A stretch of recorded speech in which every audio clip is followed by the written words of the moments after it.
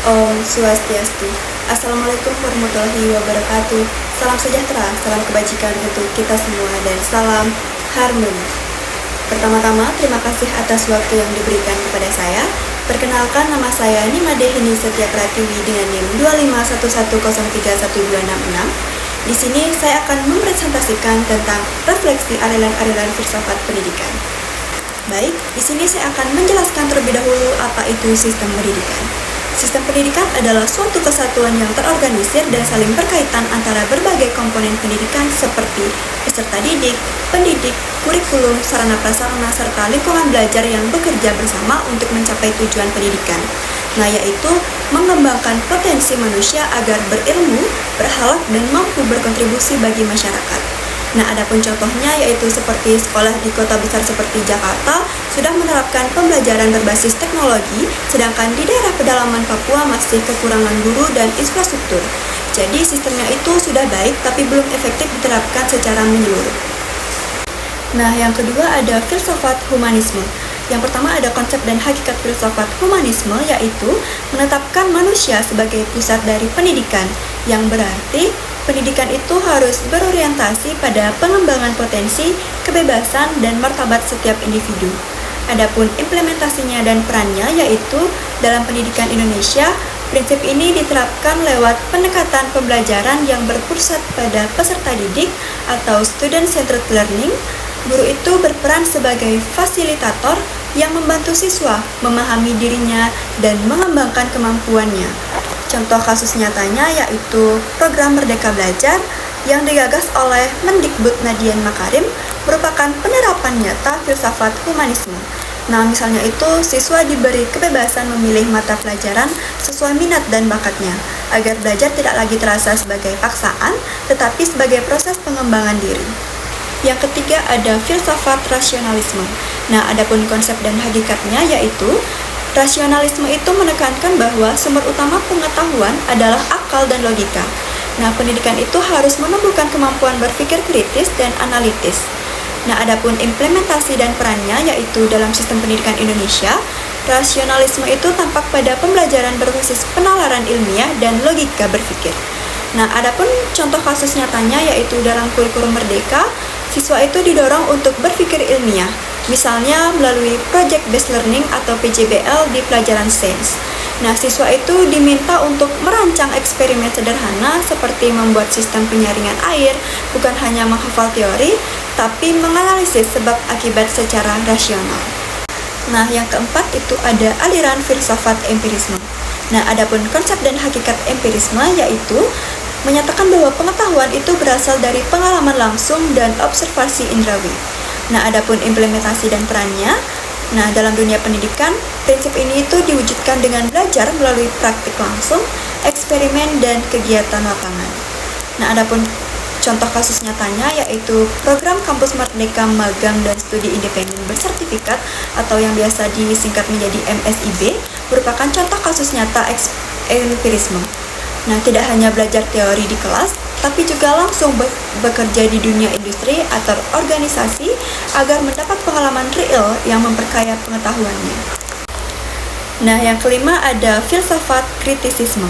Nah, adapun konsep dan hakikatnya yaitu menggabungkan rasionalisme dan empirisme, yakni pengetahuan diperoleh melalui akal tetapi harus diuji lewat pengalaman.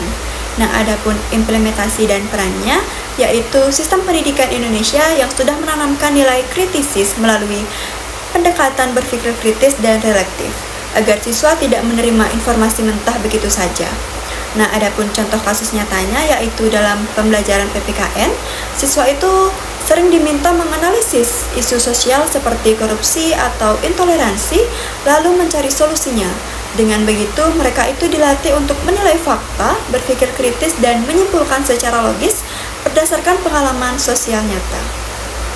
Kemudian yang keenam ada filsafat konstruktivisme.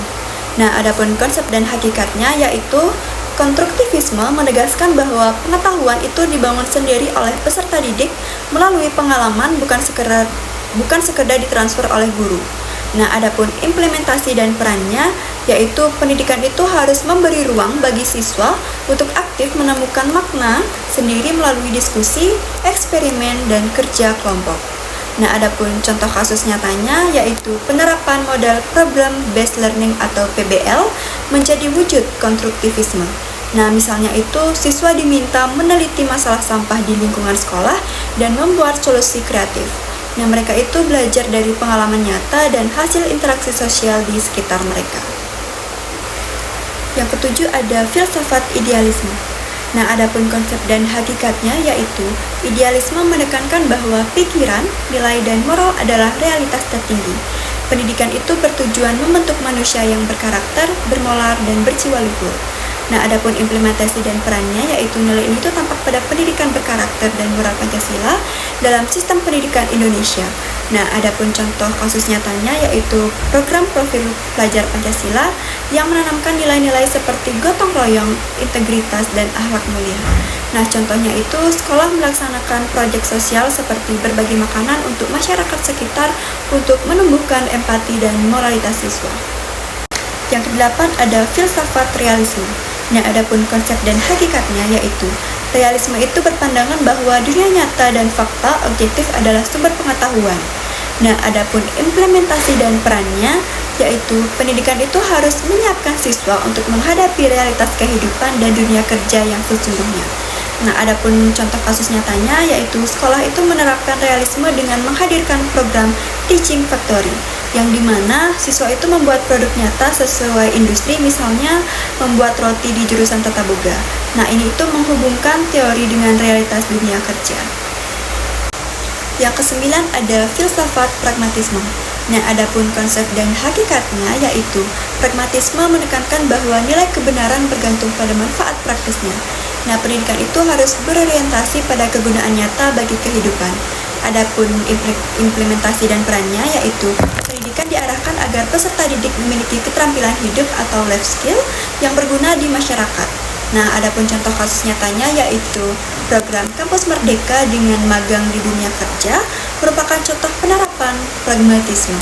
Nah, mahasiswa itu belajar teori di kampus lalu menerapkannya secara langsung di lapangan untuk memperoleh pengalaman yang berguna bagi karirnya.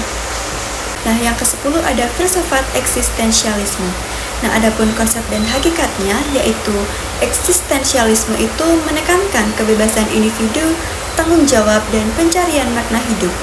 Nah, adapun implementasi dan perannya yaitu pendidikan membantu siswa memahami dirinya, menentukan arah hidup, dan bertanggung jawab atas pilihannya. Nah, adapun contoh kasus nyatanya yaitu seperti program bimbingan dan konseling atau BK di sekolah menengah adalah bentuk penerapan eksistensialisme.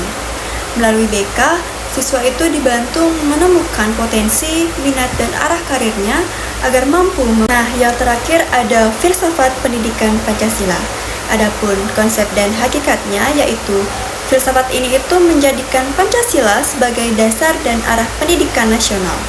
Tujuannya untuk membentuk manusia Indonesia yang beriman, berakhlak, dan berjiwa gotong royong.